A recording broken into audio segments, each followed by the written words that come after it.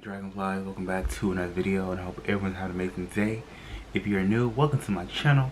My name is Jai, and we are back with another video. And as I did not say it, I hope everyone's having an amazing day. We're back with Hood Nature, and this is don't watch this if you're afraid of bugs. I guess so. Let's sit back, relax, get your snacks, get comfortable, get in your cozy spots, or whatever the case may be, and let's watch.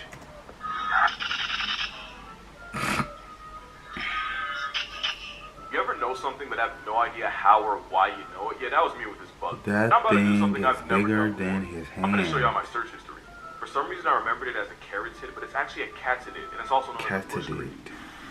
Hey, Edgar Casual here. It's come to my attention that I completely butchered that word. Turns out it's katydid, as in did Katie do it? Yes, Katie did. I'm going to mispronounce it a few more times in this video, but just know that I'm aware of it. You don't have to comment on it, you don't have to acknowledge it. We can just continue watching the video and act like it never happened. Alright, back to the video. They're also known as longhorned grasshoppers, but at a family reunion, they sit closer to the cricket table. Also, they're perfectly harmless. They can't really hurt you. Not physically, anyway. Also, I'm like 90% sure the sound was edited there. And again, there's more than 6,000 species of them. So maybe one of them does sound like what the UK thinks recess in America is. That UK term becomes more of a violation every time I see it. Also, a lot of y'all wanted to know where they're found. Like I said, there's more than 6,000 flavors of this thing. But for the most part, you'll find them in Central, Southeast Asia, Australia, and parts of Europe and Africa. Not to mention the 255 flavors of nonsense found in America. But the giant catidid, that is a Malaysian issue. Most leaves and flowers, the larger ones will eat other insects and snails. It sounds more accurate when will mark lizards and small snakes. If you're afraid of bugs, I'm legally other insects and snails. That is a Malaysian issue. Most eat leaves and flowers, the larger ones will eat other insects and snails, but the biggest violations will mark lizards and small snakes. If you're afraid of bugs, I'm legally obligated to tell you to scroll. It's the only warning you're gonna get. Catidid sounds more accurate, but if it's katydid. They're omnivores, meaning they'll eat anything with or without a pulse. They've been known to climb into birds' nests while the parents are away and attempt to delete the chicks while they're too young to even realize what's happening. And when pressed, the bush cricket will projectile launch its own toxic blood right into the eyes of the enemy. Oh, wow. And as a last resort, the satanic cockroach will vomit and evacuate the contents of its stomach. Nothing that's small enough is safe, not even each other. So whenever they shoot their own blood in self-defense, they immediately start cleaning themselves. But not because they're like neat freaks or anything. It's because if they don't, the smell of fresh blood will attract other bush crickets, and if resources are low, they will eat that one cricket alive.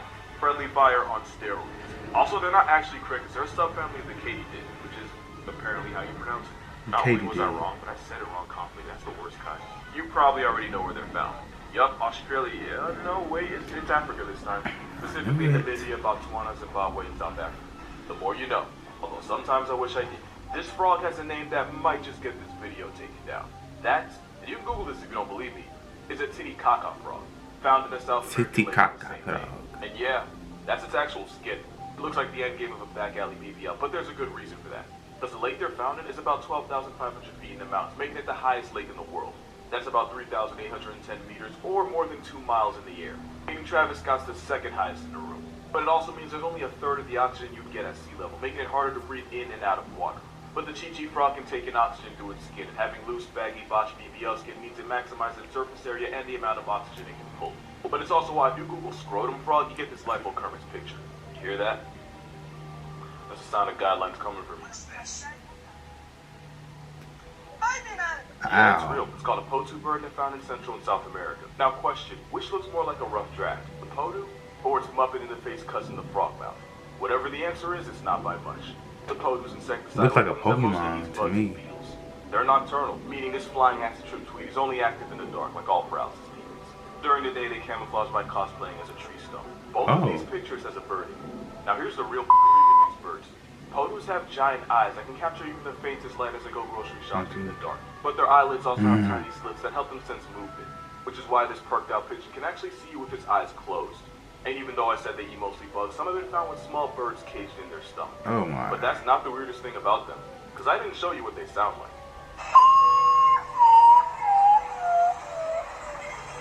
On a wholesome note, the potu's monogamous and often made for life. And if this crack canary can find love, there's hope for the rest of us. The more you know. Don't worry, you're not on the wrong side of TikTok. Welcome to Animal Logic, and I can explain. That terrifying pit-up nightmare material is actually a camel's mouth. Those little bumps are called papillae. They're the same ones you have on your tongue, except these are big enough to put a carapace on Forbes. Those flesh teeth help the camel snack on cacti, thorns and all, without even flinching. Camels might be tough enough to get in a salty spittoon, but they're not the only ones you should avoid looking in the mouth. This horrific image is actually the mouth of a leatherback sea turtle. Those papillae are basically a child lock for jellyfish, which helps keep it in place as the turtle filters out seawater. Same idea, different nightmare. Penguins don't chew their food, instead they swallow the entire thing whole. And like with turtles, penguin papillae make sure the only direction the fish go in is down the throat. It's like an escalator of death for fish. Papillae is why you wouldn't want this cat to lick you. Lion tongues are spiny and as rough as sandpaper, helping them literally lick the meat off bones and brush their fur without actually owning the brush. But taking a lick from a lion might be exfoliator. How many to get to the center? You better hope you never find out.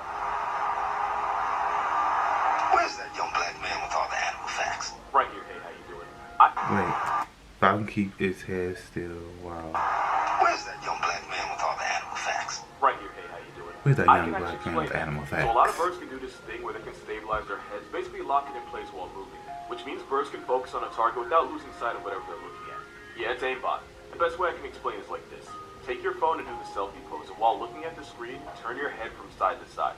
You're able to focus on your phone even with your head moving. That's called gaze stabilization. Difference is birds are able to do the same exact thing, but by holding their head still thanks to muscles and neck vertebrae. Also, this bird is the American kestrel. It's the smallest type of falcon. And kestrels catch bodies by flying overhead and then swooping down like a fighter jet to murder their prey. Being able to stabilize their head means even though they can snatch souls fast enough to get a ticket for it, they never lose vision of their prey. Also, kestrels are able to use wind to kind of hover in place like hummingbirds, which is what you're seeing in this video. Also, some falcons can hit speeds of 240 miles per hour, and since their brains are designed to process information that fast, when they're not moving, they basically see the world in slow motion. The more you know. It is a possum or a possum? I'm actually confused. That's a goober. Goober. Possums and opossums Not a are two goober. very different animals. That is a possum, specifically a brush-tailed possum. They're famous for breaking into places they honestly have no business in the first place. This possum broke into a bakery and nearly OD'd on pastries.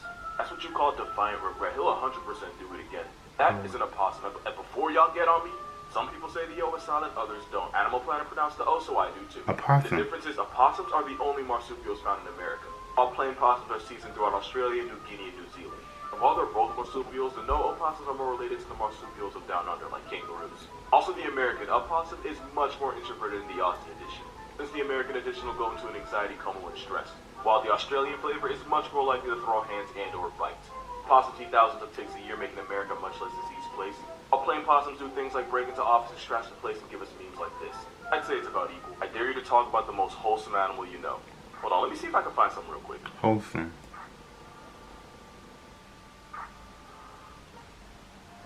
That's cute. That is the most wholesome animal on the planet. Manatees are plus-sized beings that can pack thousands of pounds. But because their teeth are way in the back of their mouth, manatees are physically incapable of any form of violence.